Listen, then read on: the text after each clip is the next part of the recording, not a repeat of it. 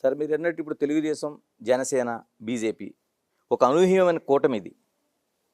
ఎన్నికలకు ముందు కూడా పెద్ద చర్చ జరిగింది. ఎలక్షన్ తర్వాత కూడా జరిగింది.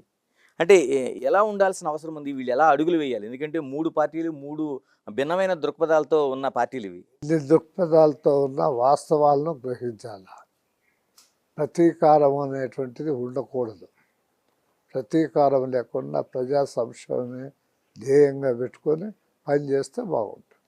ఇలా ఈ 5 ఏళ్లలో ప్రభుత్వం చేయాల్సింది ఏముంది? ఎందుకంటే అనేక పథకాలు నిలిచిపోయి ఉన్నాయి రాష్ట్రంలో. మీరు గుర్తించినవి అనేక ఉన్నాయి. ఈయన కూడా చాలా పథకాలు చెప్పాడు చంద్రబాబు నాయుడు గారు కూడా.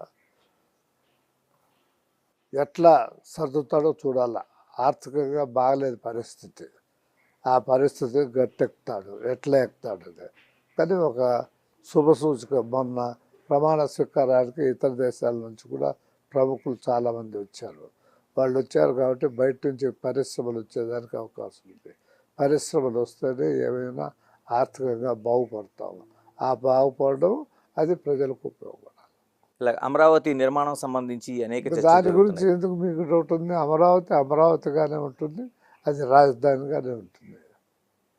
దాని గురించి ఎవరికి డౌట్ ఉండాల్సినటువంటి అవసరం లేదు. పోలవరం ఎలాగా అంటే మీరు 2014లోనే చాలా స్పష్టంగా అందరూ బాకాలు కొడుతున్న టైంలో ఒక్క జేసీ దివాకర్ రెడ్డి గారు మాత్రమే ఇది కష్టసాధ్యమైంది, పూర్తి చేయడానికి ఆచరణ ఉండాల్సిన అవసరం ఉందని చెప్పిన వాళ్ళు మీరు. ఇప్పుడు ఈ ఎలక్షన్లో పరిస్థితులు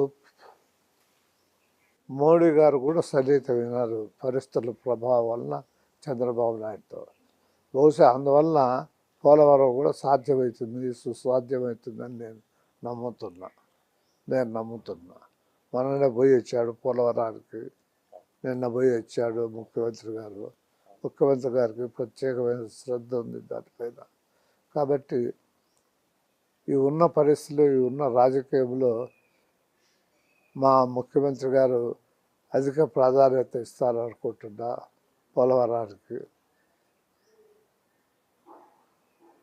మోడీ గారు కూడా దానికి సహకరిస్తారు చంద్రబాబు నాయుడు గారు నా విశ్వాసం.